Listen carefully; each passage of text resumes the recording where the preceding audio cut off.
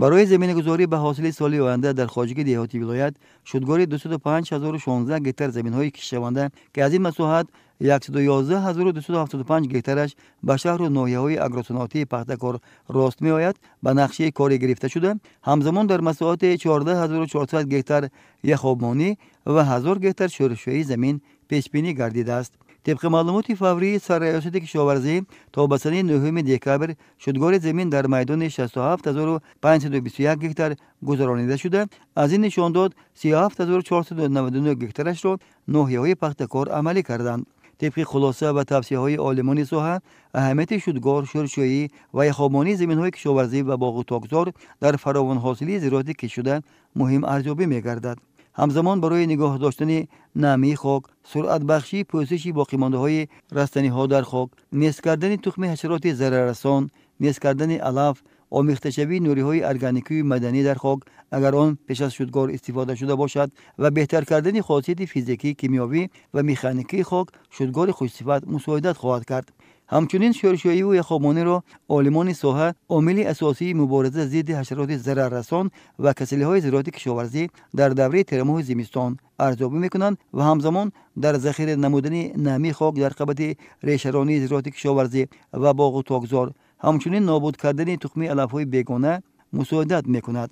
طبق سپارش رئیس ولایت محترم رجب احمدزاده، سرریاست کشاورزی ولایت جهتی متشکلانه گذراندن شدگاری با صفت در همه شهر و ناحیه‌ها گروه کاری تشکیل کرده شده است. طبق معلومات‌های فوری تا سنه 9 دکبر 2025 زیاده از 67000 گهتر شدگاری با صفت گذرانده شده است.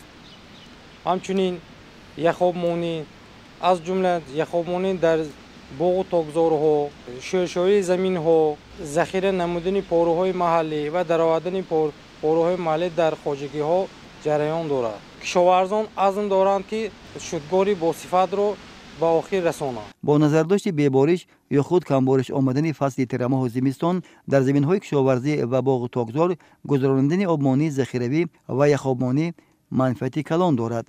برای این کشاورزان همساله با استفاده از منبع‌های آب‌های خودجاری شورشویی و یخابمانی زمین‌های کشاونده و باغ و تاکزار را عملی می‌نمایند. در شرایط ولایت سوخت منبع‌های آب‌های خودجاری و ذخیروی در ناحیه‌های اسپیتامین، جبار رسولوف، باباجان غفوروف، اشت، کنی بادام، اسفره، دیوشتیج، استرافشان و پنجکن موجودند و کشاورزان این منطقه‌های ذکر شده امکانیت دارند که با نظرداشت جایگیری شوی منبع‌های آب‌های خودجاری از زمین‌های کشاورزیشان و باغ و تاکزار از این آب‌ها ثمرناک استفاده برند. آب‌های خودجاری سوی خواجه بقرقان ناحیه باباجان غفوروف و آقسوی ناحیه اسپیتامین در حالت استفاده نشدن فصل زمستان منبع ذخیره ندارند و به دریا پرتافته می‌شوند.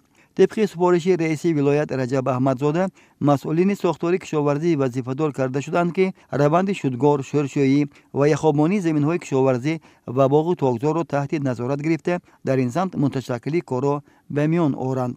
نیمه دوم ماه دکبر طبق معلومات هواسنج‌ها سردی هوا و یخبندی زمین پیش بینی شده است. از این لحاظ وسعت شدگار زمین و شورشویی و یخابمانی مهم ارزیابی می‌گردد.